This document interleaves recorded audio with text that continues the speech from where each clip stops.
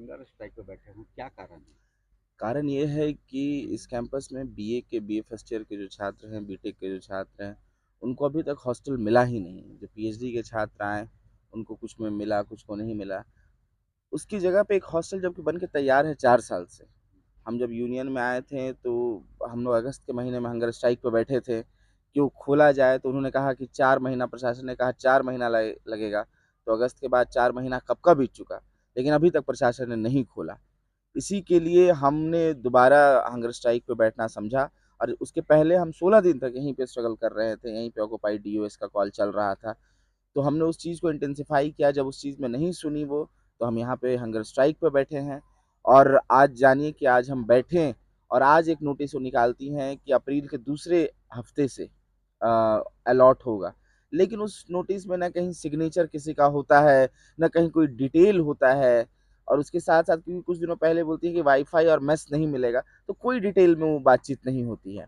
और दूसरी चीज़ है कि जब आप बारात दे रहे हैं, तो जो लोग उसके लिए प्रोटेस्ट कर रहे हैं, उस पे किसी तरह की भी प्रोक्टोरियल इंक्वायरी नहीं आए, क्योंकि वो उनकी जीत है, पहली चीज़।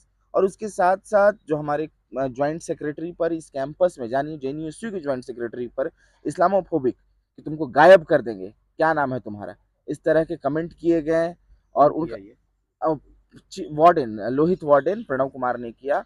और इसके साथ ये होता है कि अभी तक उस पे कोई कार्रवाई नहीं होती है लोहित वार्डन पे। उल्टा ज्वाइंट सेक्रेटरी पे प्रोक्टोरियल नोटिस आ जाता है, इंक्वायरी आ जाता है। तो ये सारे सवाल भी हमारे लिए महत्वपूर्ण है।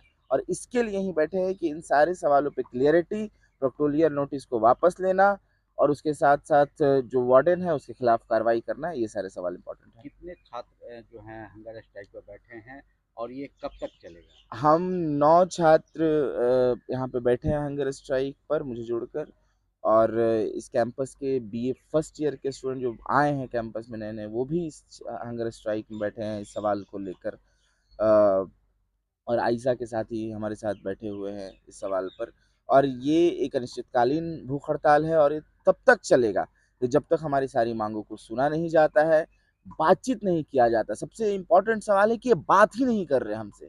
मतलब हम किस तरह के छात्रों के संघ से, छात्रों के यूनियन से बात ही नहीं कर रहे हैं। तो सवाल ये है कि आए, बात करें, सवालों का हल निकले, तो हम तब तक ये चलेगा हंगर स्ट्राइक। पिछले कई दिनों से आप लोग ये भी मांग कर रहे हैं कि यूनिवर्सिटी में चुनाव कराया जाए।